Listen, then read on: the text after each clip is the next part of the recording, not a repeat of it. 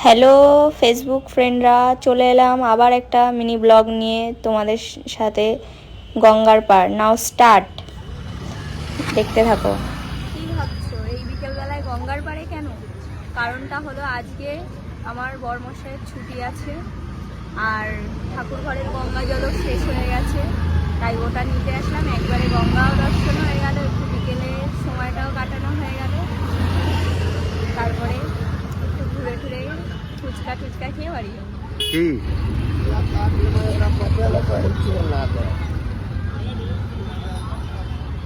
Ice cream যাও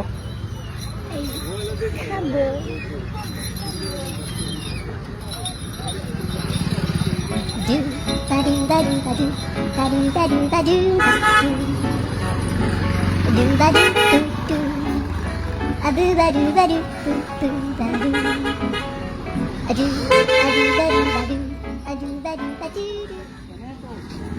কি খাবে না?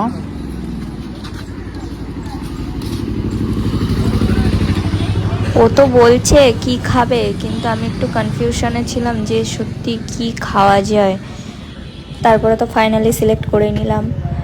ওই দেখো বন্ধুরা, মন্দিরটা দেখতে পাচ্ছ? আগের ব্লগে আমার ছাড়া আছে 12 জ্যোতির্লিঙ্গ শিব মন্দির। তো ওনাকে মালাই কুলফিটা বললাম, তো উনি এবার খুঁজছে, কত ভিতরে রেখেছে কে জানে, খুঁজেই যাচ্ছিল, বিরক্ত লাগছিল দাঁড়িয়ে দাঁড়িয়ে, এখনো খুঁজেই যাচ্ছে।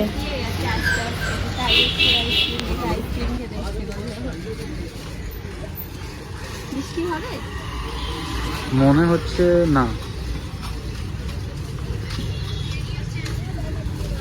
এটা 70 টাকায় 60। ও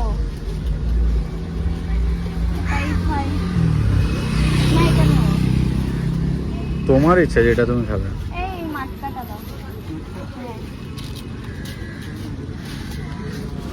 মালাই কুলফিটা হাতে পেয়েও যেন মনটা মানলো না যে ওটা ট্রাই করব। ওটা অনেকবার ট্রাই করেছি, তাই মাটকা কুলফিটাই বলেছি। তো ওনাকে দিয়েই খোলাচ্ছি, কারণ অত ঠান্ডা জিনিস ধরে খাটনি করতে পারবো না, হাতে ঠান্ডা লাগবে।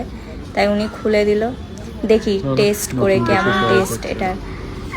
মাটকাটা কাজে লেগে বরকে দেখাচ্ছি, দেখো কত সুন্দর।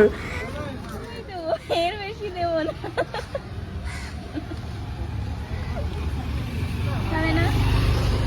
তুমি খাও, কেমন খেতে?